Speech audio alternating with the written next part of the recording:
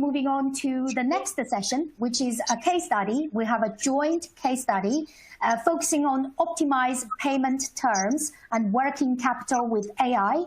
I think yesterday we discussed, what can AI do in accounting, in finance operations. There were a number of questions being asked, around this question.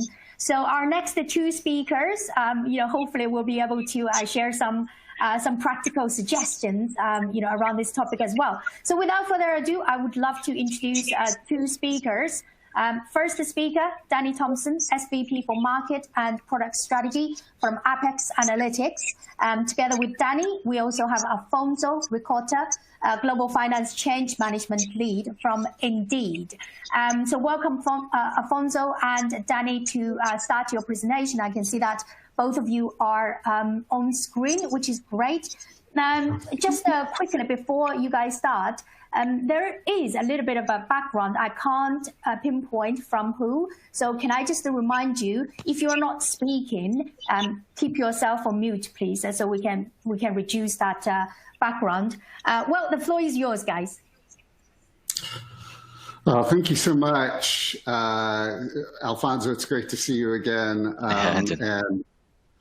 And to talk about a topic that's kind of near and dear to our heart. Alfonso and I have worked together for, I don't know, it feels like maybe 15 years, maybe not quite that long, on different sorts of initiatives in different roles with different companies. But one of the early ones that we worked on together was a payment terms extension project. And so I just want everyone to know that's listening today, there's some really good advice that Alfonso is going to share, and we have a really nice case study. In fact, we'll start pretty quickly with it. But with that, I'll jump into the topic. First of all, let's start with the question that companies normally ask themselves when they think about payment terms. These are the questions that we commonly hear, and they range from everything from having a working capital improvement goal and trying to figure out how to meet that working capital goal that may be coming out of the Treasury Department. They may have a savings goal that can be addressed with payment terms and are looking for the quickest and easiest ways to address that savings goal. They may just have a directive to try and be on the same payment terms as other companies in their industry. But sometimes they're more aggressive than that. Certain companies want to be at the top quartile. They want to have the best payment terms possible for their own company relative to the rest of the market. And then some not only want to be top quartile, but want to try and stretch payment terms as far as they possibly can. And all of these different scenarios kind of require the same sorts of information to be effective. Is that your experience, Alfonso? These are the questions that people normally ask? Yeah, it's correct. And maybe as you mentioned, I think there's always an ongoing competing agenda between the buyer and the supplier. When the buyer are pushing to extend the payment terms, while the supplier want to shorten the payment terms to reduce the DSO. So I think that's both parties are always looking to manage the risk associated with this negotiation, but they always want to agree to the best term possible and achieve a win-win situation. Yeah, and sort of to get a win-win, one thing that we know is that payment terms aren't, there's not a one-size-fits-all approach that works well for payment terms. Different suppliers require different payment terms. So sort of the agenda for our discussion today is described by this slide that shows really three major components of a payment terms extension program. And you can see there is this idea that the first thing you want to do is to ensure that the payment terms that you have and the payment terms policy that you have is being applied consistently throughout your organization. We'll give you a case study around how what that looks like for one of our clients. And then the second task is to identify optimal payment terms for every supplier. And then third, it's move suppliers to their optimal payment terms. Those are all important components and steps in the process. So let's jump into the case study here. This is real world data from one of our Apex's first strike reporting clients. It's a large global transportation company, and they wanted to know what they, what was the status, what was the state of their payment terms compliance, and so sorry, I'm just having a little bit of an issue with my data here. There we go. So they just wanted to know, were they paying to their negotiated terms? And really on a grand scale, how much leakage was there in their processes? So they performed just some really basic analysis looking back 12 months. How did payment terms on the invoice match with the payment terms on the vendor master? Now that's a pretty simple analysis. And the good news was, in a majority of cases, 2/3 of the time, there was this perfect match between the payment terms on their vendor master and the payment terms on the invoice. So all was good in the world for that 2/3. But for over a quarter of the time, the payment terms on the vendor record were better or were longer than the terms on the invoice. So saying that another way, in 25% of cases, they were paying invoices too quickly when compared to the vendor terms. And back of the envelope, for every $1 billion in spend, they were losing about $17 million in working capital and over $850 in interest. So, my guess is that for many of you, the number is probably in that same range. There's some invoices that you're paying right to vendor terms, and some you weren't. So that's kind of back of the envelope, but we know that just comparing vendor terms straight to invoice terms isn't quite fair, because the world is a little bit more complex than that. There's more that determines the appropriate payment term for a given invoice than just vendor master terms, right, Alfonso? Correct, yes. Yeah, so our next slide shows what some of the factors that are involved here. Yeah, so in theory, this is the story. Payment terms get negotiated as part of a master agreement, and those terms flow to the contract and then to the sales order and the invoice, and ultimately to the payment. But I think everybody here probably knows, in the real world, it's a lot more complicated than that. There are lots of steps in purchasing and invoicing and payment processes, and each one of them provides this opportunity for payment terms to get changed. Payment terms mostly flow through automatically, but there's some points along the way where they can be changed manually. And sometimes some of those changes are within policy, and sometimes they aren't. So a key control in this environment would be to remove manual change opportunities and create a secondary review of manual changes, or maybe establish a process to identify and audit exceptions on a regular basis. Have you ever seen that sort of a process in place, Alfonso, where people were reviewing payment terms compliance over time? Yeah, so I suppose in previous project, there was consistent review of the payment terms and putting also blocks on someone overriding the payment terms in the system.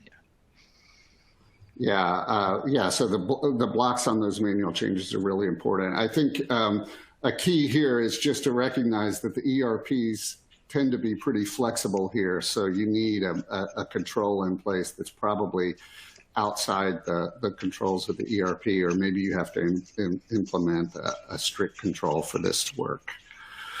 That kind of covers ensuring compliance. Are there any other ways that you've seen people try to ensure compliance around payment terms?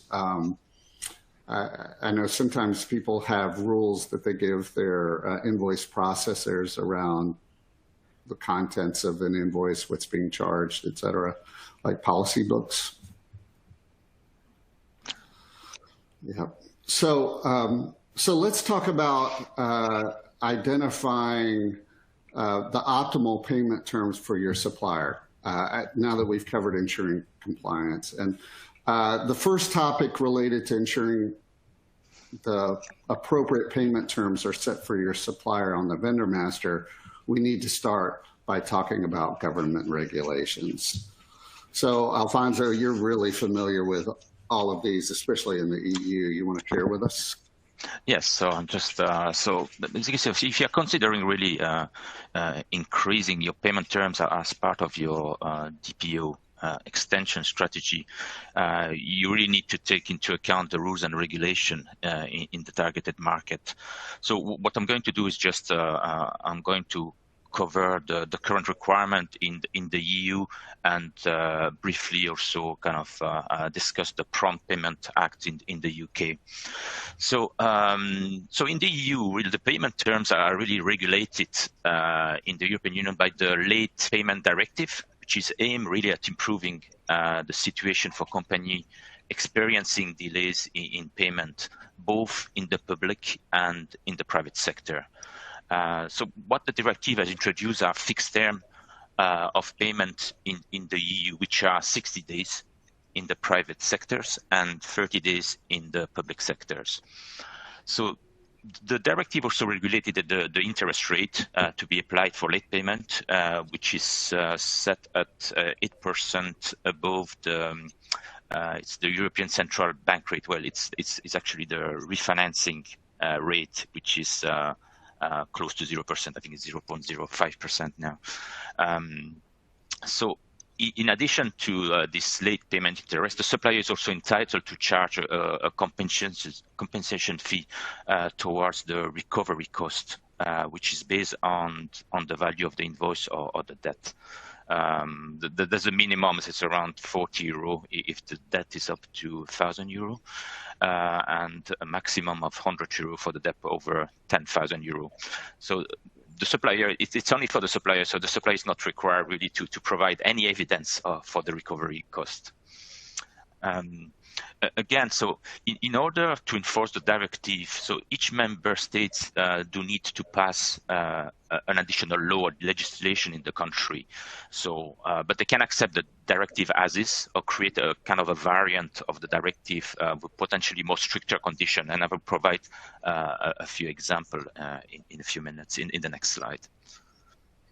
So, as for any rule, there is exception in the directive, and the directive do mention that payment terms can be extended over those 60 days. And usually there's two rules. So if there's an agreement between the parties and the terminology of not grossly unfair to the creditors. So if you meet both those rules, you can discuss and extend payments over 60 days in the EU. Maybe just a clarification on the term grossly unfair. So it mainly refers to any gross deviation or misconduct to good commercial practices, but really there's no real clear definition or criteria for this term in the directive. So it's really open for interpretation sometimes. So the other point here is that usually large company, they take advantage of strong market position to impose longer payment terms in the EU. And you see really creditors do not enforce their right to avoid damaging the relationship with the supplier and to avoid the administrative burdens. So there are also very few places in the EU where charging interest for late payment is a common practice, really. So, oh, sorry. Yes, thanks. So, the EU government variant to the, so a couple of examples. So as examples, the France and Spain says 60-day maximum without exception. So you can go over those 60 days. Same for the Netherlands, 60 days maximum for SMEs. And we have some exception in Denmark and Sweden. So payment terms over 30 days must be agreed in writing by both parties. But I wanted to highlight that beside the law, you really do need to look at cultural and commercial practice when negotiating payment terms in the EU. As you could be negotiating, let's say, very short payment terms, as an example in Finland, you could be negotiating 7 days payment terms, while in comparison to a country like Italy, I think it can still go over 90 days, sometimes 120 days for some suppliers. Okay, just a brief discussion on the UK Prompt Payment Act. So again, here the law requires here large UK companies to publicly release their payment policy practices, but also performances in a report twice a year. So what the definition of large business is: a company or limited partnership that has at least one of the two following. So 36 million in turnover, 18 million onto the balance sheet, and more than 250 employees. So again, those regulations, similar to the EU directive, were introduced within the intention of helping small and medium-sized suppliers to receive the payment on time. And usually, in terms of reporting, it's within the I think it's 30 days after the company first 6 months into the financial year, or within 30 days after the company hits the end of its financial year. So that's where the twice a year comes from. And I found that this metrics or stats you can view them, and it's very good source of benchmarking of data. You can see data related to DPO for certain companies. So I've used this in the past to kind of benchmarking and comparing payment terms between different various industries. So you're using the publicly shared information to help us to use as a benchmark. That's correct. Cool. Yes. So there are these governmental regulations that need to be considered, especially when dealing with small and medium-sized enterprises. But there are other factors that need to be taken into consideration as well, especially when you're talking about suppliers that fall outside of these regulations in other countries of the world, but even maybe to justify the payment terms that you're using within the terms of these regulations. And three of the ones of the considerations that we see clients taking into consideration are described here. These high-performing companies are using things like, is the supplier also a customer, and what are the payment terms in our customer relationship? Then what are the terms that other buyers are using? What are their standard terms? And then what's the supplier industry, and what are the average payment terms within that supplier industry? So let's just walk through these one at a time. If your supplier is also your customer, it's really important to evaluate and kind of strike a balance between the payment terms you use to pay them and the payment terms that they use to pay you. Because if they're paying you at, say, net 60 and you're paying them at net 30, it should be fairly easy to convince them it's appropriate for you to move your payment cycle to net 60. But on the other hand, if they're paying you net 30 then if you move them to net 60, that may only cause them to start paying you at net 60. And depending on the financial balance between your relationships, maybe they're paying you a lot more than you're paying them, then delaying moving everything to net 60 could hurt you more than it helps you. So be careful, evaluate the supplier-customer relationships, and it's really important to do that supplier-customer match as you're setting your payment terms on an individual supplier. Then moving to the bottom left, we've really found no correlation between company size and average payment terms. This is actual data from Apex's clients. We have about 250 clients in the Fortune 500 and Global 2000. And we looked at average days to pay for companies based on their, compared to their total spend, and have found average days to pay for those companies to be anywhere from 10 days to 110 days. And as you can see from this chart, the ones with the longest terms don't have the highest spend, and the ones with the highest spend sort of have median terms. I think this becomes more sophisticated when you look at a specific industry. We've seen pharmaceuticals, for example, really pushing the envelope, and then some global transportation companies pushing the envelope when it comes to payment terms. But what we've seen is more predictive of payment terms and more influential is what you see on the right, and that is the supplier industry. The industry of the supplier is more predictive of payment terms and more influential on accepted payment terms than buyer industry. And you can see from this chart, way on the left, the telecoms and companies like that are being paid very, very quickly, while some of the other ones, maybe raw materials providers or other companies, may have much longer payment terms. So if you're not considering supplier industry when you're setting terms, then you should.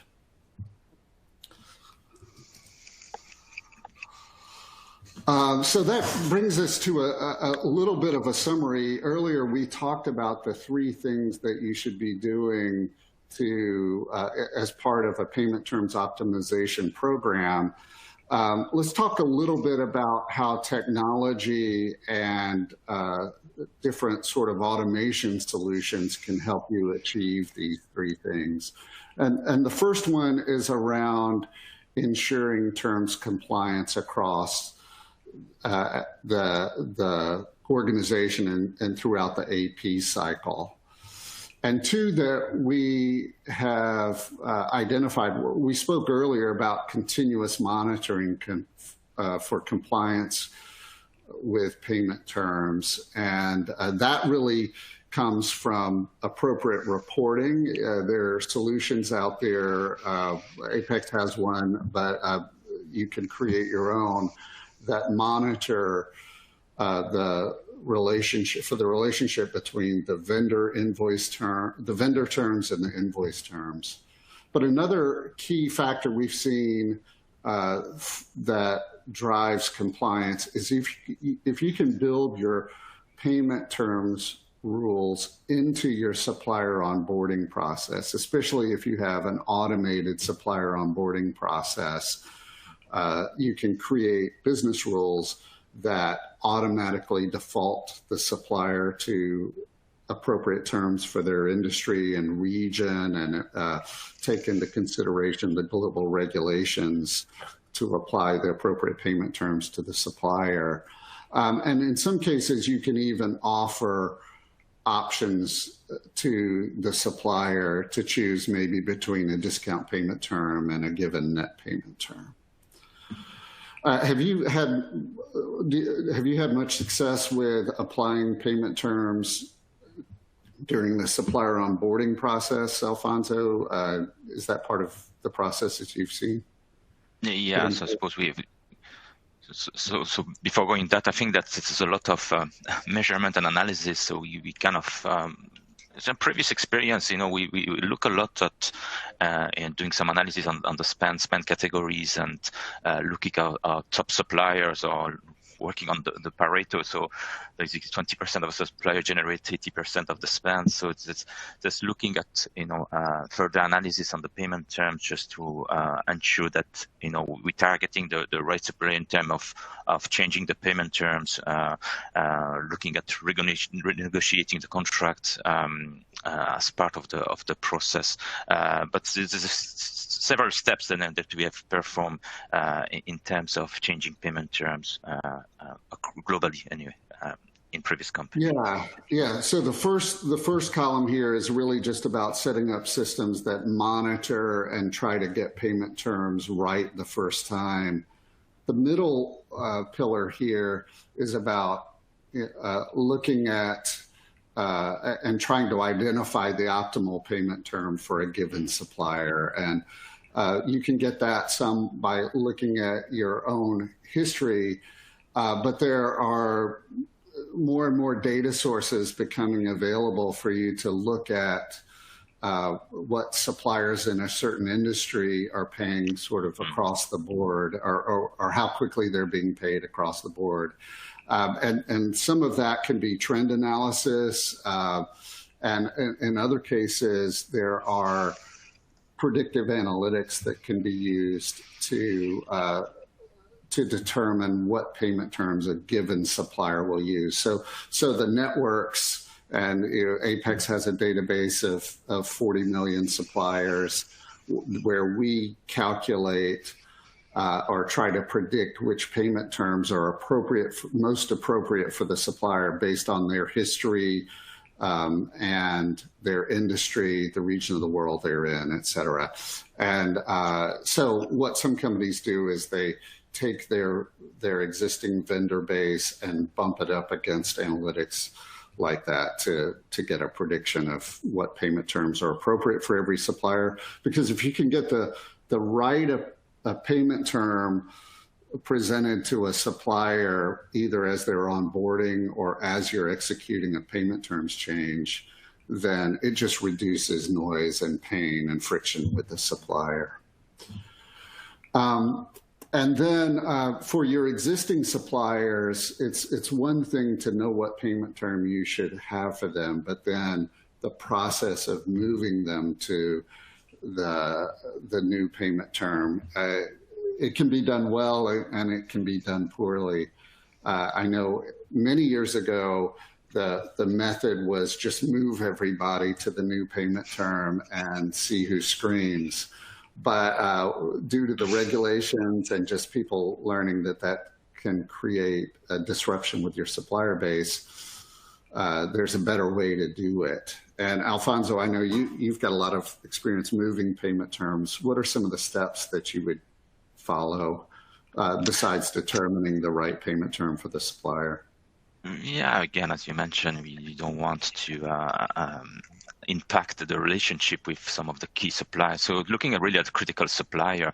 So trying to first address the supplier that maybe if they might cut off some critical supplies. So looking at those key suppliers, looking at, again, the top suppliers, reviewing that contract expiration, renegotiating the contract.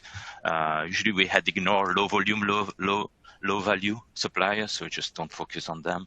But there's a lot of benchmarking per industry. I know what I mentioned before, the public link, but there's a lot of data that can be used to kind of understand what's the best way to change the payment term. But then sometimes, the supplier is not willing to change the payment term, so you need to understand which payment method maybe will the supplier accept and agree, as opposed to longer term, maybe they prefer to have a discount or rebates. So again, so that's all key analysis to be performed prior to move to that strategy of changing payment term or DPO. Yeah, you mentioned contracts. I think it's pretty common to give your buyers an objective and measure your internal buyers on the average payment term they have with the suppliers that they manage or the category that they manage. I know it can get a little bit complicated with the highest spend suppliers, because sometimes you can negotiate discounts that aren't related to payment terms, aren't directly related to the payment terms, or aren't captured in the payment terms in exchange for paying them early. So, or paying them faster. So sometimes those considerations have to be taken into effect. But setting a goal for your buyers is one thing that companies do. Secondly, they send out a communication to their suppliers by email, which I think is more effective these days than paper mail.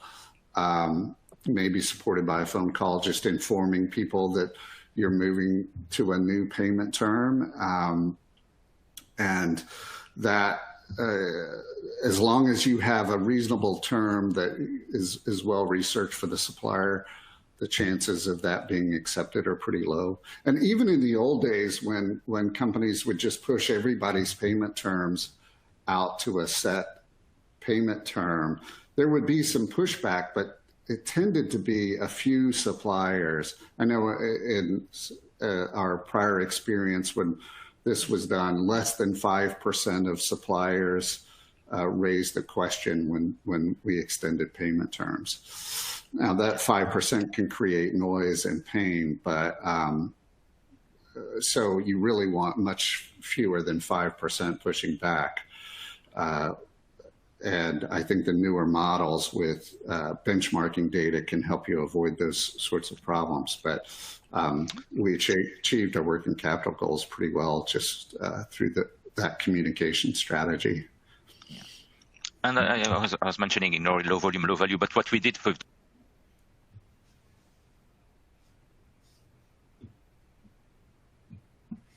Lost your audio for a second, Alfonso.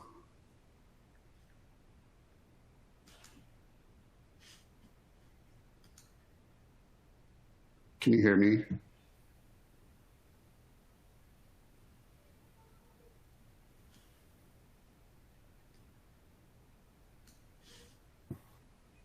Alfonso, if you can hear us, could you try refreshing the page?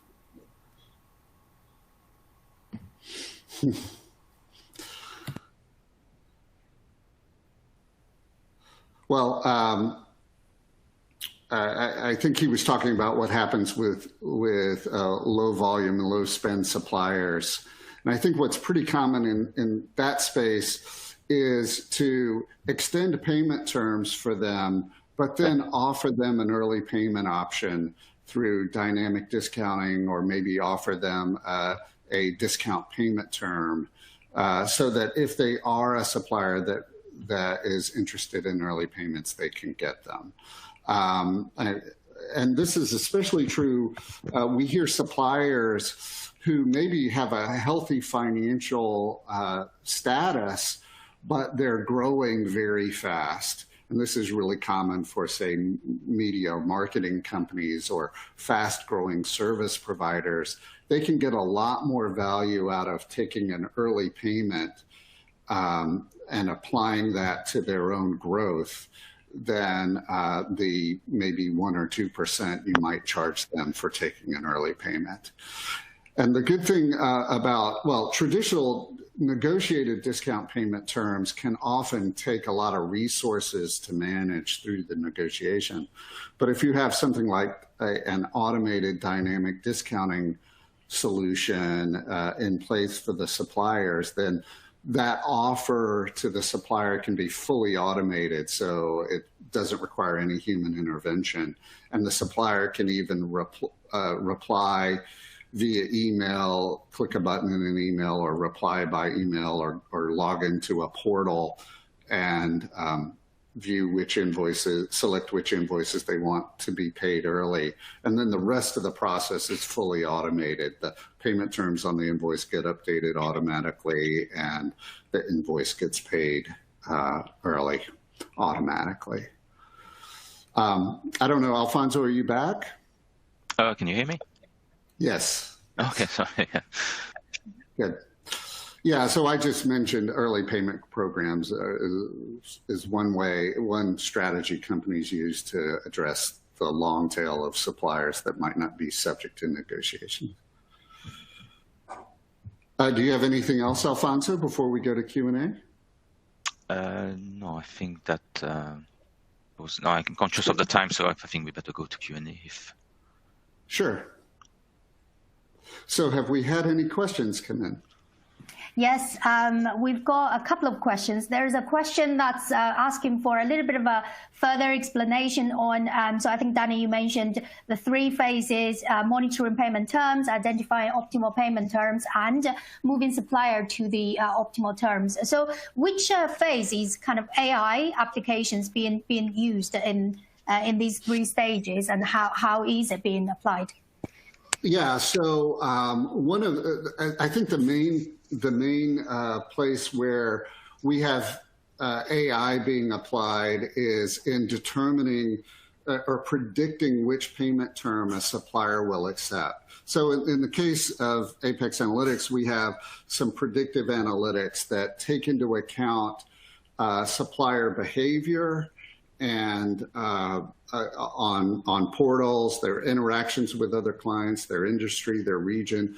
They consume all of that information from external data sources, from transaction activity on networks, and creates a predictive analytic that says, what is the likelihood that a given supplier will accept net 15, net 30, net 45, net 60, net 90, even net 120. And then it allows our clients to kind of dial in their desire to, where do they want to be in the market and how much risk do they want to take with their suppliers and get a payment term that is appropriate to their own risk level, how much they want to push their suppliers. Understanding that the predictive analytic also takes into account if there are some global regulations that address a given supplier, then those get taken into account as well. So then that predictive analytic can be used in the supplier setup process to assign a payment term to a supplier. It can be used in the follow-up process if you're moving a supplier to a new payment term, or if the supplier pushes back, it can provide you some information that can help you in your negotiation. The second place where we see AI being used is in those early payment programs based on supplier activity. How often are they inquiring about invoice status? What is their fiscal calendar? Are they a public company or a private company? All of those factors get taken into account to put a predictive analytic on whether the supplier would be interested in taking an early payment and be willing to accept a discount in exchange for an early payment, and then automatically engage the supplier, offer that to them, and process the transaction if they're interested. All touchlessly, so no human has to be involved in that process. And so it makes it super easy for you to make those offers to all of your suppliers. Fantastic. Well, sounds like a great, great application. I'm afraid that's all we have time for today. And thank you, Danny and Alfonso, for really sharing kind of in great details of, how you can apply these techniques and technologies into your payment terms and processes. So thank you, guys. And looking forward to seeing you again in the near future. Thank you. Great. Thank you. Bye. Thanks.